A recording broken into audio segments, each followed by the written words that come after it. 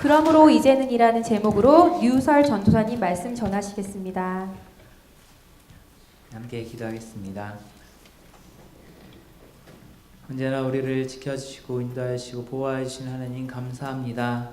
참으로 우리는 미래의 일을 알지 못하오나 온전히 주님께서 지켜주시고 보호하여 주실 줄 믿습니다.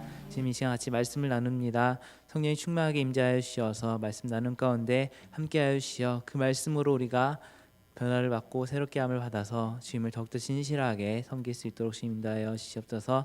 예수님의 이름으로 기도합니다. 아멘. 네, 오늘 말씀은 여호수아서 24장의 말씀입니다.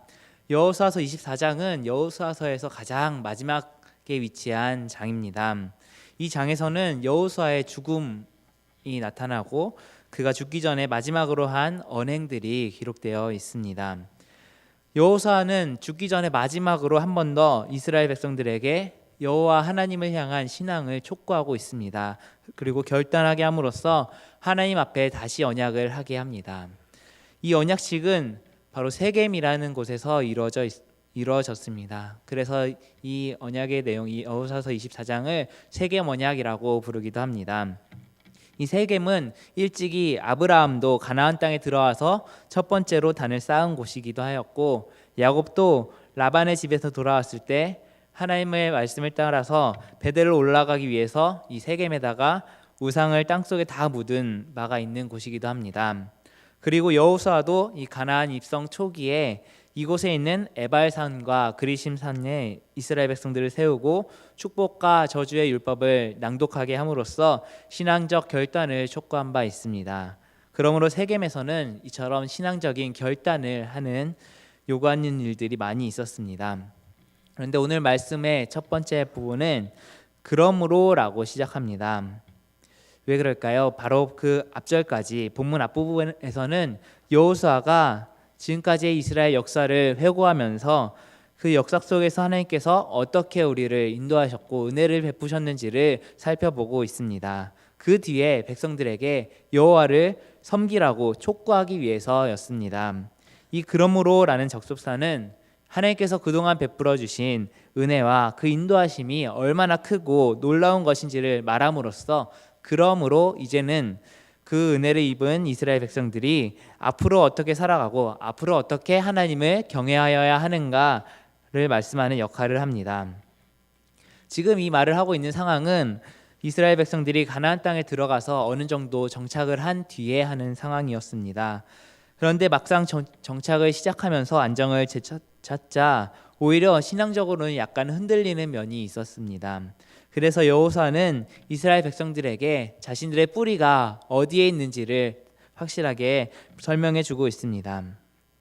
이 겉모양으로는 그 땅에 이미 거주하고 있는 가나안 사람들과 별반 차이가 없지만 그 뿌리를 거슬러 올라가면 그들과는 근본적으로 다르다고 할 수 있습니다. 그것은 바로 하나님과의 관계가 있기 때문입니다.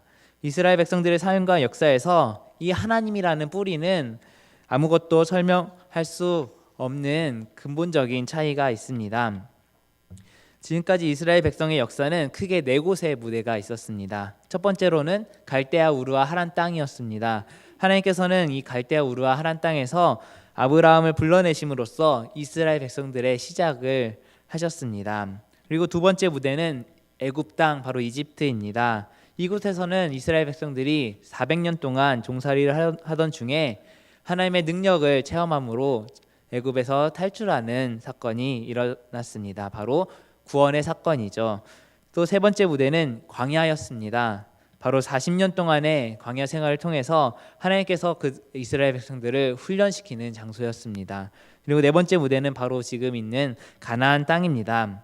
가나안 땅에서 가나안을 정복하면서 땅을 분배하고 하나님 나라의 건설에 사명을 주신 곳입니다.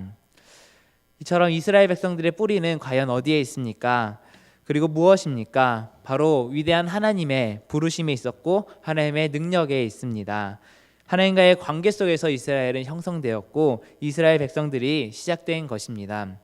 이스라엘의 출애굽과 이 광야 생활 그리고 가나안 생활이 그 모든 과정을 하나님께서 친히 이끄셨습니다. 그러므로 하나님 없는 이스라엘은 존재할 수 없습니다. 또한 신명기에서도 1장, 2장, 9장 등에서 계속해서 이 점을 강조하고 있습니다. 특별히 신명기 1장 30절부터 33절까지 말씀입니다. 너희보다 먼저 가시는 너희의 하나님 여호와께서 애굽에서 너희를 위하여 너희 목전에서 모든 일을 행하신 것 같이 이제도 너희를 위하여 싸우실 것이며 광야에서도 너희가 당하였거니와 사람이 자기의 아들을 아는 것 같이 너희의 하나님 여호와께서 너희가 걸어온 길에서 너희를 아느사 이곳까지 이르게 하셨느니라. 하나 이 일에 너희가 너희의 하나님 여호와를 믿지 아니하였도다. 그는 너희보다 먼저 그 길을 가시며 장막 칠 곳을 찾으시고 밤에는 불로 낮에는 구름으로 너희가 갈 길을 지시하신 자이시니라. 아멘. 네, 이 말씀에서 보여지는 하나님의 네 가지 모습이 있습니다. 먼저는 이스라엘보다 앞서 행하셔서 이스라엘 백성들을 인도하시는 하나님이십니다. 또한 이스라엘 백성들을 위해서 앞장서서 싸워주시는 하나님이십니다. 그리고 이스라엘 백성들을 품에 안아주시는 하나님이십니다. 그리고 네 번째로 이스라엘 백성들이 가야 할 길을 지시해 주시는 분이십니다. 이처럼 이 모든 것들이 하나님의 인도하심과 보호하심이 없었으면 할 수 없었던 것이었습니다. 이 모든 것들이 내가 한 것이 아니라 이스라엘 백성들이 한 것이 아니라 하나님께서 하셨기 때문에 가능한 것이었습니다. 여호수아도 오늘 말씀을 통하여서 이 점을 강조하고 있는 것입니다. 여호수아 역시 그에 앞서 지도한 모세와 같이 파란만장한 삶을 살았습니다. 이 억압받던 히브리 노예들을 해방시키려는 하나님의 계획이 모세를 통해서 실행되었다라면 그 꿈은 여호수아를 통해서 성취되었습니다. 이제 이스라엘 백성들은 40년 동안 방황하던 광야의 생활을 뒤로하고 드디어 가나안 땅에 정착하게 되었습니다. 그동안 땅 없이 이리저리 헤매이던 떠밀려 오던 인생들이 이제 평안하게 대를 이어 살 수 있는 터를 마련하게 된 것입니다. 이 아브라함 이전부터 내려오던 오래된 수건에 하나님께서 응답하여 주신 것입니다. 그래서 모두가 희망에 벅찬 그때에 지도자 여호수아는 정작 이제부터가 문제임을 직감했습니다. 차라리 탄압받았을 때, 차라리 모두가 고생하며 가난했을 때는 상상할 수도 없었던 탐욕과 교만이 이 안정적으로 정착한 이스라엘 백성들의 미래에서 스멀스멀 피어나오기 시작했음을 여호수아는 이미 느끼고 있었습니다. 인간한 얼마나 간사한가를 느끼고 있던 것이었습니다. 그리고 오늘 우리도 이 모습에서 벗어나지 않는 것 같습니다. 우리가 삶을 힘들고 어려울 때는 하나님을 간절히 찾더니 그 고생이 지나고 평안하고 안정을 찾으면 그게 다 내 것 같고 슬쩍 교만과 탐욕이 싹 트는 것입니다. 그래서 여호수아는 생을 마감하기 전에 마지막 결단을 촉구합니다. 누구를 신으로 섬길 것인가? 내 인생의 결정의 순간마다 가장 중요한 무엇을 기준을 누구로 삼을 것인가? 그 기준으로 삼는 것이 바로 신이다라는 것입니다. 본문 14절부터 15절 말씀입니다. 그러므로 이제는 여호와를 경외하며 온전함과 진실함으로 그를 섬기라. 너희의 조상들이 강 저쪽과 애굽에서 섬기던 신들을 치워버리고 여호와만 섬기라. 만일 여호와를 섬기는 것이 너희에게 좋지 않게 보이거든 너희 조상들이 강 저쪽에서 섬기던 신들이든지 또는 너희가 거주하는 땅에 있는 아모리 족속의 신들이든지 너희가 섬길 자를 오늘 택하라. 오직 나와 내 집은 여호와를 섬기겠노라 하니. 아멘. 네, 오늘 이 말씀에서 15절에서 여호수아는 선택에 대해서 강하게 말하고 있습니다. 너희 섬길 자를 오늘 택하라. 그러나 나와 내 집은 여호와를 섬기겠다라고 말하는 것입니다. 여호수아는 이 가나안 생활을 통하여서 그 풍요에 휩쓸려서 쉽게 흐트러질 수밖에 없는 이스라엘의 신앙을 다시 한번 다잡고 있습니다. 그리고 결단하도록 하는 것이 자신의 마지막 사명으로 여겼습니다. 본래 이스라엘은 원래부터 가나안의 행복을 누릴 수 있는 실력과 조건을 갖추지 못한 백성들이었습니다. 우리 조상은 이집트에서 노예로 살았고 거기서 평생 그렇게 살다가 죽을 운명이었는데 하나님께서 우리를 해방시키셨다. 광야 40년 동안 보호하시다가 이제 드디어 그토록 꿈에 들이던 가나안 땅에 정착할 수 있게 해주셨다라는 그 역사를 다시 한번 상기시켜 준 것입니다. 그러므로 이제는 우리가 여기서 결단해야 한다, 선택해야 한다. 누구를 신으로 섬길 것인가를, 내가 누구를 신으로 섬길 것인지를 결정하는 것이 인생의 역사의 가장 근본적인 출발점이라는 것입니다. 그런데 성경에도 보면 이 선택에 실패한 사람들이 참 많이 나와 있습니다.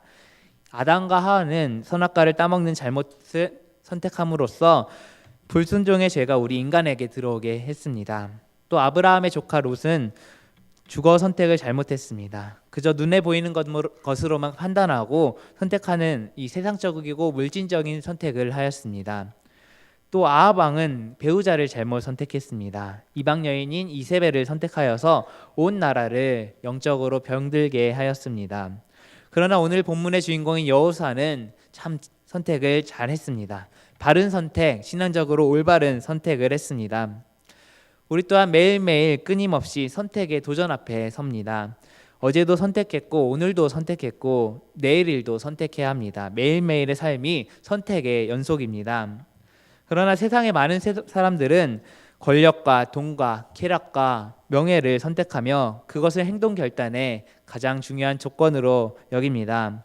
하지만 하나님 나라의 백성의 선택의 원리는 세 가지 정도로 생각해 볼 수 있습니다. 그 세 가지 원리에 입각해서 선택하면 반드시 좋은 결과를 얻을 수 있습니다. 먼저는 하나님 편에서 선택해야 하는 것입니다. 이것이 우리 하나님 백성들 삶의 가장 중요한 원리입니다. 이것이 하나님께서 과연 기뻐하시는 일이신가? 하나님께 영광이 되겠는가? 하나님의 법을 맞는가? 그 하나님의 법의 기준을 두어서 선택해야 한다는 것입니다. 두 번째로는 양심에 맞게 선택해야 합니다. 양심에 거리낌이 있는데도 선택하면 안 되는 것입니다. 선택한 후에도 마음의 평안이 와야 좋은 선택이라 할 수 있습니다. 또한 세 번째로는 다른 사람과 공동체에 덕을 세우고 유익을 주는 선택이어야 합니다. 나 한 사람의 유익, 나만의 욕심 때문에 다른 사람에게 피해를 주는 선택이 되어서는 안 되겠습니다. 이 바른 선택을 언제나 공익에 부합해야 합니다. 또 우리가 하나님을 믿는다는 것은, 하나님을 택한다는 것은 내 인생의 동기와 목적을 다른 것이 아니라 바로 하나님께 둔다는 것입니다. 우리가 그리스도인이라고 불리는 것은 십자가에 달려 죽으셨다가 부활하신 예수 그리스도를 우리에게 보내주셨고 또 그분을 내 인생의 첫 번째 가치로 보내셨다 고백한다라는 뜻입니다. 이 고백을 우리가 날마다 순간순간마다 되새기고 잃어버리지 않도록 하는 것이 그리스도인들의 신앙생활입니다. 이 현대 심리학자 중에 한 사람인 에드가 루빈이라는 사람이 있습니다. 그가 고안해낸 루빈의 컵이라는 유명한 그림이 있습니다. 그 컵 그림에는 두 가지가 그려져 있습니다. 혹시 보신 적 있으신가요? 컵에 이렇게 그림이 그려져 있는 네모난 그림입니다. 그런데 그 컵 그림을 보면 가운데 컵도 들어있고 양쪽에 여인의 옆모습이 들어져 있습니다. 그러나 중요한 것은 우리가 그 가운데 있는 컵을 바라보면 옆에 있는 여자들의 얼굴은 보이지 않고 반대로 여자의 얼굴을 바라보면 컵은 보이지 않는다는 구조입니다. 참으로 신기하죠. 우리 인간의 인식 구조는 한 번에 한 가지만 인식할 수 있다는 것입니다. 한 번에 두 가지를 다 볼 수는 없다는 것입니다. 인생의 모든 일에도 이처럼 긍정적인 요소와 부정적인 요소가 다 들어 있습니다. 그 가운데서 우리가 무엇을 보느냐가 따라서 우리의 인생이 달라질 수 있습니다. 부정적인 것만 보면 긍정적인 부분을 놓치게 되고 절망을 선택하면 희망을 잃어버리게 되는 것입니다. 태양이 떠오르고 있으면 그림자도 반드시 있는 것입니다. 이 어두움과 밝은 부분, 절망과 희망, 그리고 성공과 실패, 생명과 사망, 이 신앙과 불신앙 등이 있는데 우리가 과연 어느 편에 설 것인가는 자신의 선택에 달려 있습니다. 그리고 그 선택의 결과는 빛과 어둠의 결과처럼 큰 차이를 가져옵니다.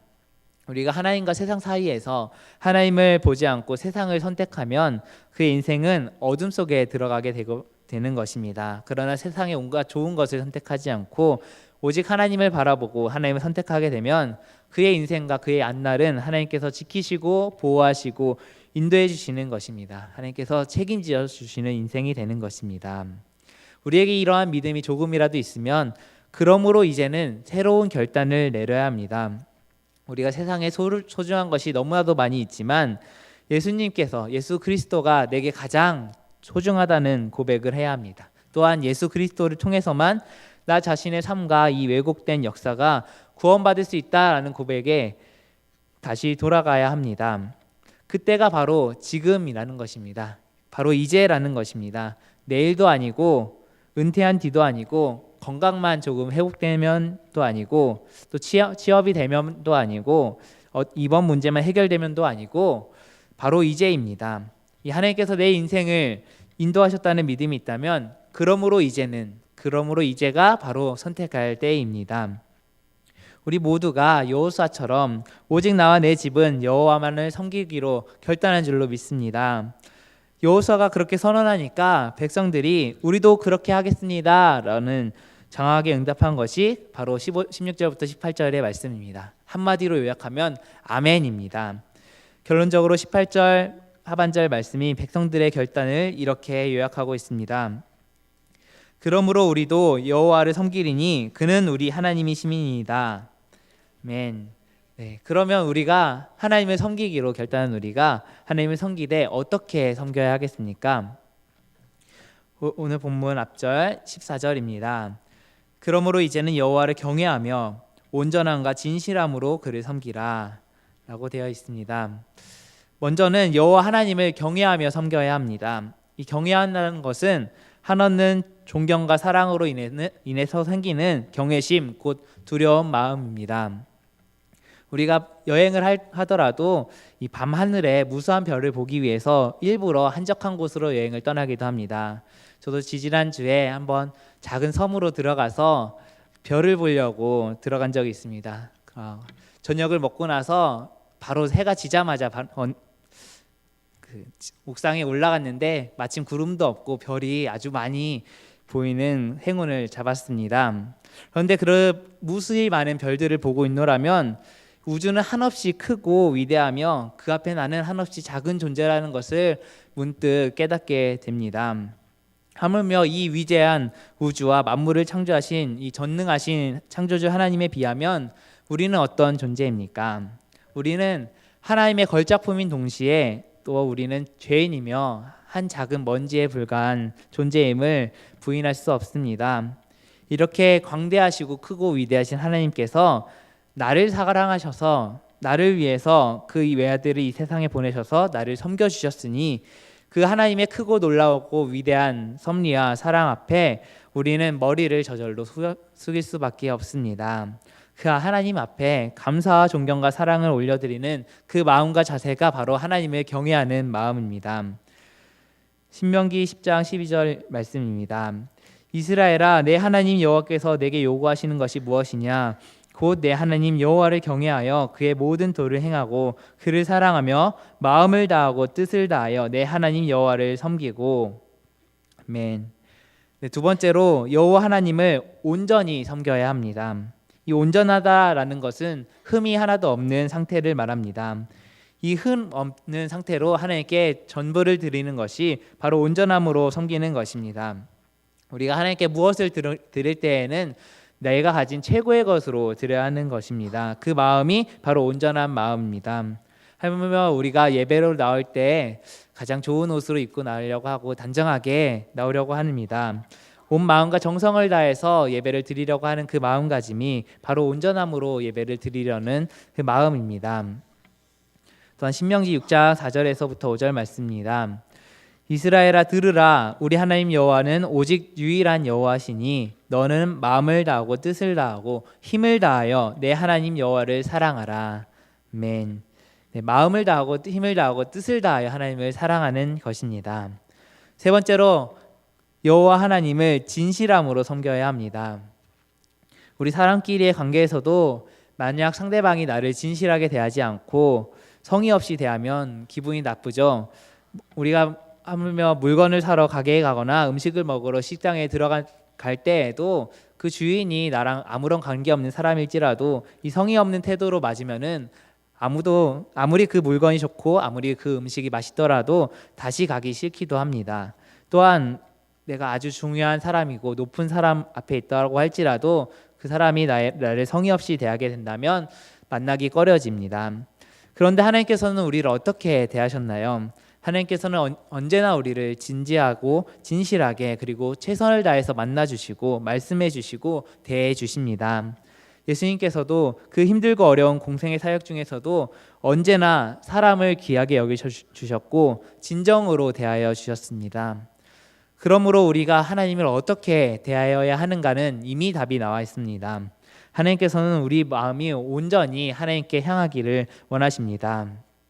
하나님께서는 진실로 우리의 마음을 다 아시는 분이십니다. 우리 심장을 여시고 우리의 폐부도 다 아신다고 하십니다. 그래서 우리는 언제나 하나님께 진실하고 진정한 마음으로 나아가야 합니다. 하나님께서는 다만 진실만 통하고 진실만 인정받을 뿐입니다. 그래서 하나님을 상대하는 믿음의 사람은 항상 진실할 수밖에 없습니다. 거짓된 마음으로 하는 모든 행위는 그저 하나님의 종교 행위에 불과합니다. 우리는 하나님께서 마땅히 지켜보고 계심을 잊지 말아야 합니다. 부자들이 풍족한 중에서 내는 무수한 헌금보다도 이 가난한 과부의 2 렛돈이 더 많다고 하신 것처럼 그 어떠한 화려한 물건이나 형식이나 많은 재물보다도 오직 진실함만이 하나님을 기쁘시게 할 수 있습니다. 오늘 제목처럼 그러므로 이제는 우리 모두 나와 내 집은 오직 여호와 하나님만을 섬기겠습니다 하고 결단하고 온전함과 진실함으로 하나님을 경외하며 섬기는 우리 모두가 되기를 바랍니다. 그리할 때 하나님께서 반드시 우리를 지켜주시고 보호하여 주시고 은혜를 베푸시고 평강을 주시고 길을 선한 길로 인도하여 주실 줄 믿습니다. 함께 기도하겠습니다. 하나님 감사합니다. 오늘 가나안 땅에 정착한 이스라엘 백성들에게 여호수아가 마지막으로 한 유언과도 같은 말씀을 통하여서 주님 은혜를 얻었습니다. 주님 우리가 인간은 너무나도 연약하여서 힘들고 어려울 때에는 하나님을 찾으나 평안함이 있을 때에는 오히려 그것이 다 내 것 같고 교만과 불안이 불평이 떨어져 나오는 것을 압니다. 그럴 때일수록 오직 하나님만을 선택하며 살아갈 수 있는 우리가 될 수 있도록 주님 붙잡아 주시옵소서. 주님 우리가 언제나 하나님을 섬길 때 진실함으로 경외하며 온전함으로 섬길 수 있는 우리 모두가 될 수 있도록 주님 도와주시옵소서. 나의 길은 내 일은 알지 못하지만 온전히 하나님께서 아시고 하나님께서 인도하심을 믿으며 언제나 진실한 마음으로 하나님께 대하며 온전하게 하나님을 섬길 때 하나님께서 나를 지켜주시고 보호하여 주시고 인도하여 주실 줄 믿습니다. 지금 우리를 사용하여 주시옵고 우리를 인도하여 주시옵소서. 이 모든 말씀 예수님의 이름으로 기도합니다.